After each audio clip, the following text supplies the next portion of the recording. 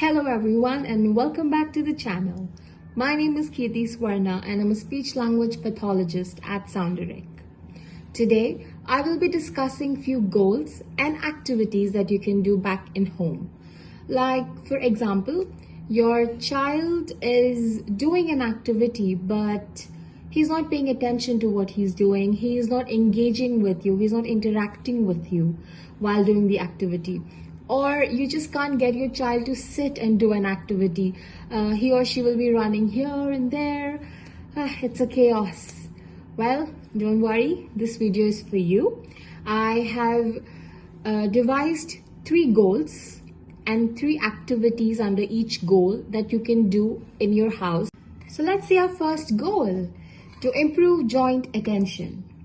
So, what is joint attention? Joint attention is nothing but your shared attention. When you both are doing an activity, the child is also focusing, like you both are focusing at the same object or same activity. That is your joint attention. And it is very important to build social and communicative skills. For example, your child is looking here and there and he is not trying to engage with you, he's not interacting with you, or he's not paying attention to the activity. How will he comprehend? How will he learn? So joint attention or attention, it plays like a foundation for learning. So it is very crucial, and I'll be sharing 3 activities you can do to help your child's joint attention to improve. So the first activity is bubbles. Pop the bubbles. It is a really fun and interactive activity. So what you could do is you can give your child options. Like you can give an option to choose. Which one do you want? So he will either point or he will try to grab it. So it is always fun to give choices. So you're creating an opportunity for the child to communicate with you or show interest towards the activity. So let's say the child chose blue color, and then you can make animated faces and sounds so that the child's interest is there and you can grab his attention. You can be like, ooh, bubbles. And then you can be like, 1, 2, 3, blow. And blow the bubbles.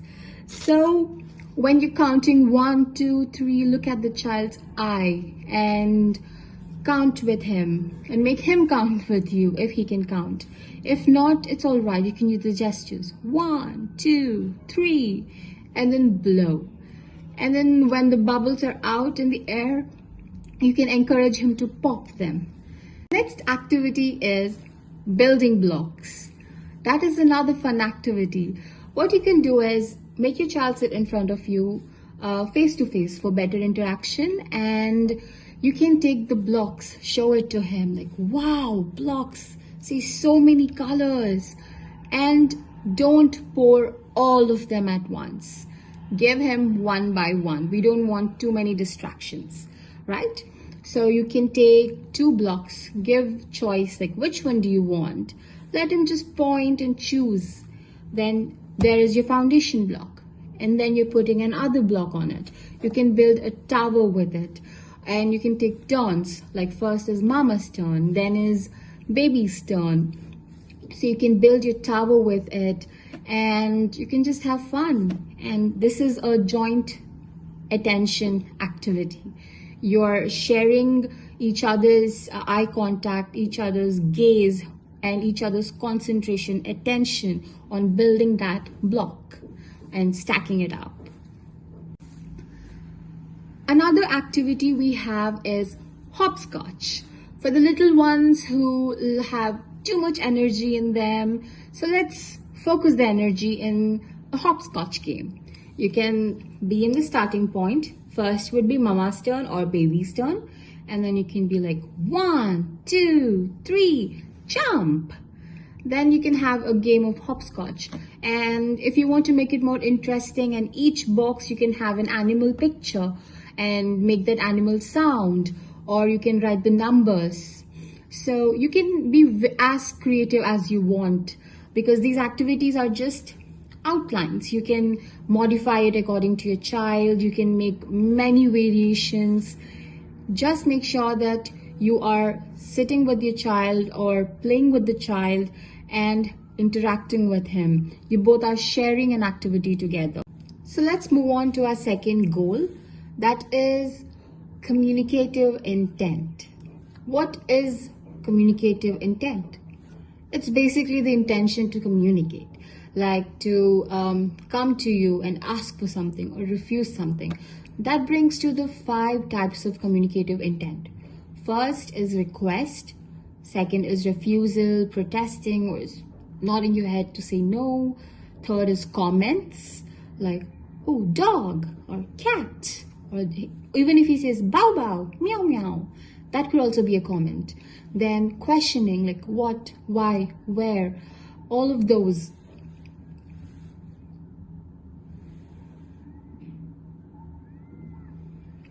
And last but not the least, responding, answering. So these are your 5 types of communicative intent. So how do you build them? How do you build this intention to communicate? So there are 3 activities again for you that I'm going to share. So the first activity is Mr. Potato Head. So and last but not the least, responding, answering. So these are your 5 types of communicative intent. So how do you build them? How do you build this intention to communicate? So there are 3 activities again for you that I'm going to share. So the first activity is Mr. Potato Head. So all you need are glue, scissors, and these sheets. I'll explain. So first we have our Mr. Potato, all intact with his nose, eyes, hat, ears, shoes, hands, fully intact. Then we have the outline of Mr. Potato Head, nothing intact. So this activity can be done in 2 ways. Either first you color the body parts along with your child and then cut them and stick, or you have the body parts already, so you can cut them and stick. Now, how to do Mr. Potato activity? So as I showed before, you have your Mr. Potato as reference. Keep it at the child's eye level so he can see it. All right. So there are 2 benefits of this. Like when you are coloring and doing the activity, then you can match the colors in the picture and do it accordingly. And if you are just using the colored parts, you can match the part and do the activity. So you can be like, where's Mr. Potato's lips? Then you can be silly, like, where are Mr. Potato's lips? And then you can match it over here. There is Mr. Potato's lips. And then you can stick it back here, like help him. Stick Mr. Potato's lips. So that is how you can do the activity. Like match it with the original one or the one which is already there, and then stick it on your outline. Our second activity, that is making your favorite snack. You can make your favorite snack, be it a simple sandwich. You can just take a bread, put the jam, put peanut butter, and then just make a sandwich. This is a very simple yet effective activity because you're gathering the ingredients with your child. Take his help to grab the bread, take his help to spread the peanut butter, and give your pauses. And then look at him, give him choices, like, do you want peanut butter or do you want jam? Let him choose what he wants to eat. And then tell him to grab a spoon. And then ask him to spread. Then you can take his help in spreading also. And then you can use the stimulus. Spread, spread, spread. Spread, spread, spread. And you're spreading it on the bread. And then you can take a knife and make the sandwich into a half and let him choose which half he wants, the bigger half or the smaller half. And then you can enjoy your yummy sandwich. Just have a bite, be like, that's a yummy sandwich. This is a very simple but a fun activity. The next activity is called What's in the Bag? So you just need a bag for it. Like you can have, if you have any animated bags, cartoon bags, that will also do. So you just need bag and few toys that he really likes. Few toys that he finds really interesting. Maybe if your child likes cars, different type of cars, animals, toys, you can insert anything. So, for example, I have closed this bag. Then I show it to the child and make a very excited face, like, what is in the bag? Let him feel it. Is it soft? Is it hard? What is it? Then you can, if you want, you can put some coins so they can rattle, or you can put an object that could rattle inside and then shake it and then ask him, like, do you want me to open? Use gestures. You want me to open? Encourage the child to use the gesture and wait for his response. Look at him. And then you be like, let's see. And then you slowly open it. And then you can be like, 1, 2, 3, 2, 3. It's an elephant. So then you can, like, play with the elephant for a while, and then maybe you can have some speech stimulus, like the elephant goes up and down, or you can make some sounds like how does the elephant stomps. So there you can have a small imitation where he copies what you're doing, and you both can copy what the elephant is doing too. So you can keep many mysterious stuff in the bag, maybe a tiger, maybe a lion, and many stuff, so that his interest and attention is there, like you caught his attention. So let's discuss our last goal, and that is sitting tolerance. Well, most of the parents, they have a concern that the child doesn't sit. He keeps running here and there, and he just doesn't sit for him to do an activity. Well, the first thing is the activity should be interesting to grab his attention. And the little one has so much energy, so we need to focus it correctly and within the radius of his interest, so that his sitting tolerance will increase. And we can't expect that overnight he will just sit for 40 minutes and do whatever you're saying. That's not how it works.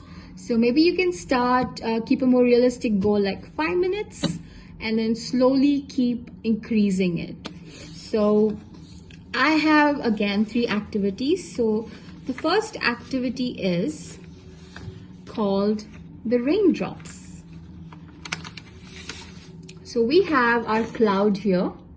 So this is a very cute cloud. You can use it to either you can color it, or if your little one wants to make a purple cloud, he can make a purple cloud. So he or she. And then we have our raindrops. So these are the droplets. And then this, you can cut your cloud like this, and then you can stick it to the rain. And here's your rain. And then I have cut a raindrop for your reference, and then you can stick it on the lines. You can definitely take your little one's help to stick it, and then he or she can color, paint, finger paint, or you can take Q-tips, dip it in paint, and then fill up the raindrop. Anything as per your child wishes, and you can be as creative as you want. And you can also have fun rhymes like, rain, rain, go away. And you can make it a musical while doing the activity. So just have fun with your little one. These for sitting tolerance you can do are puzzles, like any interesting puzzle that your child likes, you can sit and do that. Or you can do picture to object matching, like you can have an entire fruit counter. You can fill your counter with fruits, simple fruits, and then you can have a flashcard. Then your child can match apple to apple, orange to orange. That object to picture matching can be done. Transferring activities can be done. This is a very fun activity. You can have a group of balls, maybe ping pong balls in one container, and then in a distance you can keep another container.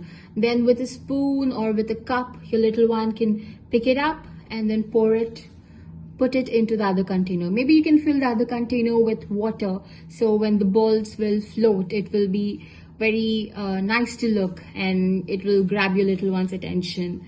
So these activities can be carried out to increase the sitting tolerance.